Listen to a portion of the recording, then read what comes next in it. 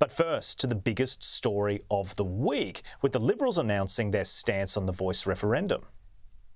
There was a resounding no to the Prime Minister's Canberra Voice. Today is not a no from the Liberal Party. It's a day of many yeses. Yes to the constitutional recognition, but not the voice to Parliament. And yes to campaigning against the referendum. Yes, I will be. I don't believe this is in our country's best interests. Mr Dutton is tying himself in knots. The Leader of the Opposition has, with every utterance that he has made, sought to undermine support for a yes vote at the referendum. The Liberals will support constitutional recognition, but not the incorporation of the voice within the Constitution. Instead, they've proposed a legislative model that would focus on local and regional voices. This proved too difficult for some in the ABC to comprehend. So they've been here before with legislated models that can be abolished with the stroke of an incoming government's pen, and this model of constitutional recognition put forward by Peter Dutton and the Liberal Party has already been rejected by Indigenous Australians. Well, here's a memo to Fran Kelly. The government cannot nullify legislation with the stroke of a pen. Only Parliament can do that. But talk to anyone in the ABC and you'll know it's all about cheering on this referendum. As ABC radio host Jonathan Green tweeted this week, "Stuff it, country. This is our moment. This is the chance. This is it. Right now, the opportunity to begin a meaningful and respectful conversation. Walk away and we become the worst of what we are and nothing of what we might be." That says it all about Green's attitude to objectivity. As to the Liberal stance, ABC political editor Andrew Probyn had it all worked out, or so he thought. Peter Dutton's deploying the spoiler tactics last seen during the Republic debate from another one-time Liberal leader. A spoiler tactic? Maybe, just maybe, Dutton was of the belief this constitutional amendment would not be good for the country. But hey, let's attack him personally. And then there was this from Indigenous leader Noel Pearson yesterday on RM Breakfast. The spectre of the Dutton Liberal Party's Judas betrayal of our country, kind of symbolic on the day of the Passover, leading into Easter, that we should be betrayed like this. I see the leader of the Liberal Party, Mr Dutton, as an undertaker, preparing the grave to bury Uluru. We now have an assiduous undertaker prowling the Australian continent.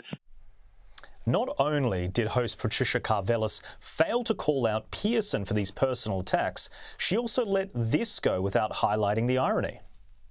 I mean, I think the important thing is when they go low, we're going to go high. You know, we're going to meet hate with love. We're going to meet fear with understanding.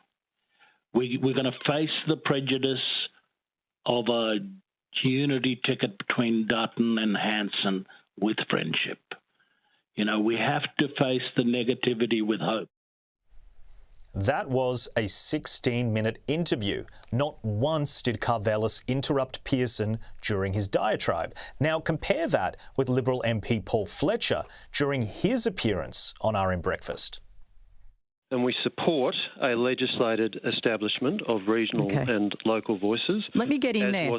But what we also support is practical outcomes for Indigenous Australians. Yeah, in the regional and local bodies, which you think should be legislated. And we know what happens with legislation. I mean, I was there when ATSIC was abolished. This is about the welfare and the best possible outcomes for Indigenous Australians. But you haven't answered my question. Would his leadership be over? What is much more... Karvelis interrupted Fletcher no fewer than 8 times. It seems only one side is subject to the ABC scrutiny. On that note, let's hear what the ABC Voice correspondent Dan Bircher had to say about the Liberals' decision this week. He might be forgiven for thinking he was moonlighting as Anthony Albanese's press secretary. And you'd have to think that this is in some way about the politics, that we've heard the Prime Minister repeatedly referring to the opposition as the coalition in the Parliament, for which he's been reprimanded at occasions by the Speaker. But today really seemed to be a turning point in this entire discussion. How does that sit with the ABC editorial policies which require that the national broadcaster has a statutory duty to ensure that the gathering and presentation of news and information is impartial according to the recognised standards of objective journalism? I'm as confused as you. And lastly, we'll leave you with this from the ABC's The Drum. This taxpayer-funded current affairs show supposedly delivers a range of views on topics dominating discussion. So out of all the panellists on Wednesday's show, how many sided with the Liberal stance on the referendum? I think the pressures they're responding to is that of the quite loud but quite reactionary right. A deep-seated, almost emotional opposition to this in this thin veneer of reasonableness. It is really sad. It's incredibly disappointing. And an opportunity, once in many generations, perhaps you could argue for 220-odd years, is missed.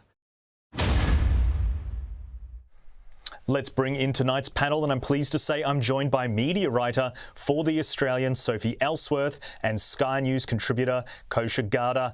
Kosha, let's start with you. What have you made of the debate so far, and do you think, particularly at the ABC, they've already picked a side? Jack, great to be with you as always, and they've definitely picked a side, a very predictable one.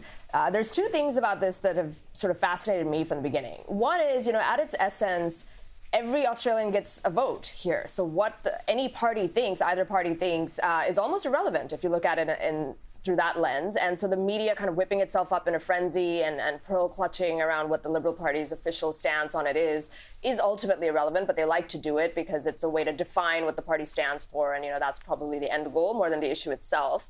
The other thing that's fascinated me with this is Peter Dutton has made a choice in terms of how to frame himself in this debate. And he's sort of taken the approach of framing it around the system of government and why a constitutional enshrinement is not the right forum for this. Let it sit at the local level, let it be legislated that way and not constitutionally.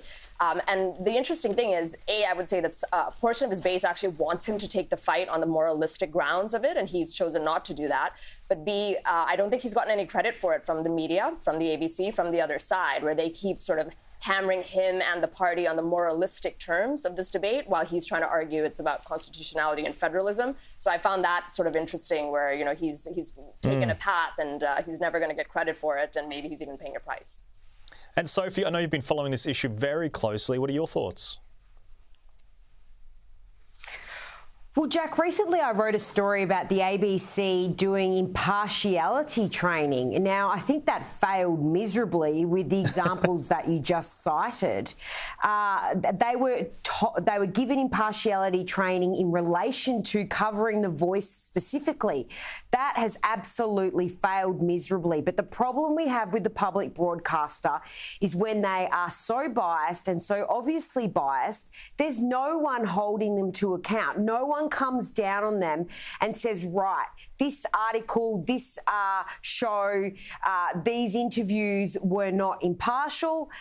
Nothing happens. So we just move on. And I think the examples on RM Breakfast, where there was wall-to-wall coverage with pro-voices, extended interview with Noel Pearson with virtually no interruptions whatsoever. So if you just watch the ABC, you'll get a pretty strong view that we should have a voice. So I would suggest to Australians, make sure you watch plenty of other and read other media, because not everyone in this country is pro-voice, but that is certainly what the public broadcaster is allowing Australians to think with a lot of its coverage. Yeah, great points, Sophie. And Kosha, I think you've touched on it already a little bit, but there is the danger that people who are proponents of this Labor proposal, where they're going to alienate voters by coming down so hard. And obviously there was a reference in that grab to taking the high road. They're not really taking the high road. It appears to me that any opposition, any reasonable scrutiny, just gets met with this label of being either a bigot or a racist. That is the playbook. I was just mentioning that's actually a famous Michelle Obama quote, and it's interesting it's interesting to see how it's transpiring everywhere around the world, and that's just the playbook. The minute you frame somebody in moralistic terms, it just almost becomes a crutch, and people just can't get out of that box. And I think the right has to figure out how to not fall into that frame, or take it head to head and fight back on the moralistic agenda, because otherwise it's a losing ground from the get-go. Yeah, and to me, it makes me quite nervous about actually supporting it and going down the path, because I think those are the very types of people that you don't want to have more power. They're the very types of people you want to be very scared about giving more avenues to have power when they don't even want to have a debate.